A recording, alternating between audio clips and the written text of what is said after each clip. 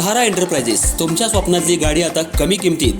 इचलकरंजी शहरालगत असलेल्या कबनूर चंदूर रोडवर कोन्नूर पार्कमधल्या सहारा एंटरप्राइजेस इथं पश्चिम महाराष्ट्रातली विविध बँका आणि फायनान्स कंपन्यांनी जप्त केलेल्या जुन्या दुचाकी आणि चारचाकी गाड्यांची विक्री केली जाते. शोरूम किमतीपेक्षा 25 ते 50% कमी दरात, उत्तम स्थितीत आणि संपूर्ण कागदपत्रांसह त्वरित डिलिव्हरी. दुचाकी 20,000 पासून पुढे तर चारचाकी 50,000 पुढे. आपल्या पसंतीची कार किंवा बाईक आता अगदी परवडणाऱ्या दरात घेऊन जा. विश्वास, पारदर्शक व्यवहार आणि उत्तम सेवा हेच आमचं वैशिष्ट्य. पत्ता Konnur park, Kabnoor Chandur road, Ichalkaranji. Proprietor Rajubhai Ajgar. संपर्क 8055810910 आणि 9860785786. सहारा एंटरप्राइजेस, दर्जा, विश्वास आणि बचत यांचं परिपूर्ण ठिकाण.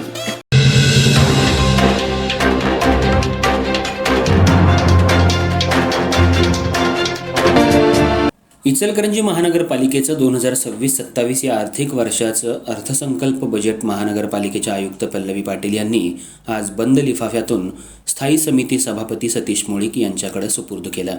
येणाऱ्या सभेत हे बजेट मांडण्यात येणार आहे. यावेळी नगरसेवक उपस्थित होते. इचलकरंजी महानगरपालिका झाल्यापासून यंदाचं हे चौथं चालू आर्थिक वर्ष 2026-27 याचं अर्थसंकल्प तयार करण्यात आलं.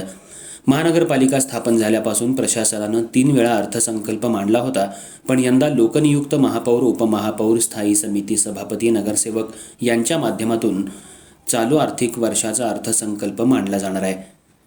हा अर्थसंकल्प प्रशासनानं आज तयार करून महानगरपालिकेच्या आयुक्त पल्लवी पाटील यांनी बंद लिफाफ्यातून स्थायी समिती सभापती सतीश मुळीक यांच्याकडे सुपूर्द केला.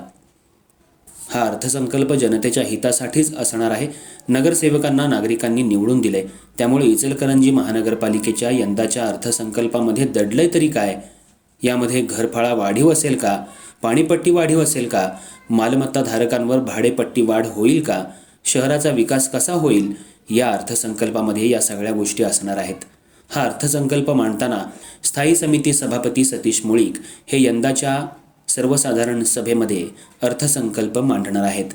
आज बंद लिफाफ्यामध्ये हा अर्थसंकल्प दिल्यामुळं अर्थसंकल्पामध्ये काय घोषित होणार, या अर्थसंकल्पामधून नागरिकांचा काय फायदा होणार याकडं सर्व जनतेचं लक्ष लागून राहिलंय. यावेळी अर्थसंकल्प देत असताना आयुक्त पल्लवी पाटील, स्थायी समिती सभापती सतीश मुळीक, नगरसेवक राजू बोंद्रे, नगरसेवक नितेश पवार, अतिरिक्त आयुक्त सुषमा शिंदे कोल्हे, सर्व उपायुक्त यांच्यासह नगरसेवक उपस्थित होते.